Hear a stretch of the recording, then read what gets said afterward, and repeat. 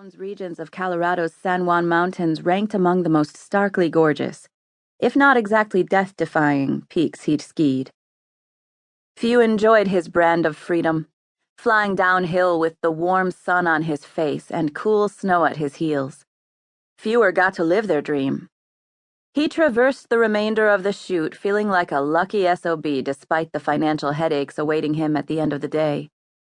3 hours later, Grey collected the transceivers from the team, pocketed his $300 in tips, and headed into his office. A perfect day. Or it had been until now. Grey dumped the transceivers in a plastic bin, stripped off his hunter orange and black Gore-Tex outerwear, and collapsed into the desk chair. He flicked on the computer and stared at the nemesis threatening his aspirations.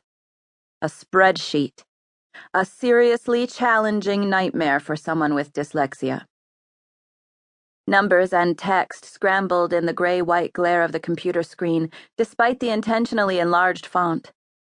His hand balled into a fist, but he stopped short of punching the keyboard, mostly because he couldn't afford to waste $75 on a new one. Unfortunately, spreadsheets and insurance forms had become a permanent part of his life. Sighing, he stuffed another grape Tootsie Pop in his mouth and, after making a final entry, he then stowed his tips in the petty cash box. Grey raked his hand through the heavy bangs hanging over his eyes. The vinyl office chair squeaked as he leaned back and stretched his legs. Smiling to himself, he scanned the small, windowless back office. Some might balk at the stark, dingy room, decorated with ugly metal file cabinets and a worn wooden desk with sticking drawers. But not Grey.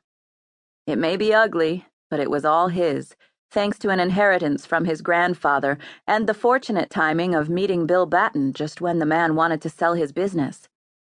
Now Grey owned a small commercial property, a bunch of equipment, and an exclusive U.S. Forest Service special use permit to lead guided tours on certain acreage in the San Juan National Forest. Failure was not an option, and not just because he refused to prove his dad right by losing everything. His stomach growled, reminding him he hadn't eaten any real food since the 2 bananas he'd wolfed down hours earlier. He called in a takeout sushi order, grabbed his coat, and jumped on his mountain bike. Overhead, the gray clouds swelled, obstructing the moonlight and stars. As he biked the several blocks to Plum Tree Restaurant, he smelled the pungent mineral zing of the impending late February blizzard. Along the way, he surveyed the late 19th century brick and clapboard Victorian buildings while navigating spotty patches of ice.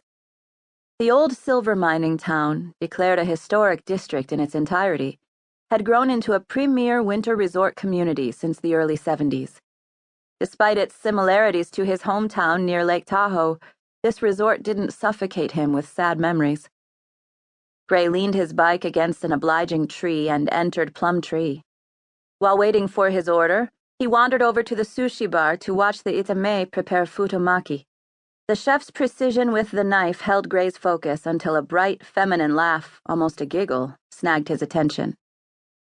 He glanced over his shoulder in the direction of the enticing voice to where a cute brunette was relaying a story to her friends. In a town filled with faded denim and muted earth-tone pullovers, she stood out like a bowl of rainbow sherbet. A neon-pink coat draped the back of her chair, and a snug canary-yellow sweater hugged her sweet curves. Her pin-straight hair, the color of milk chocolate, hung down to her shoulders. Dimples became more pronounced when she laughed.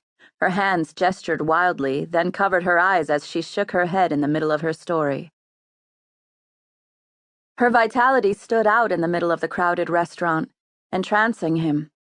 The energy she exuded reached across the room and tugged at his gut and his groin.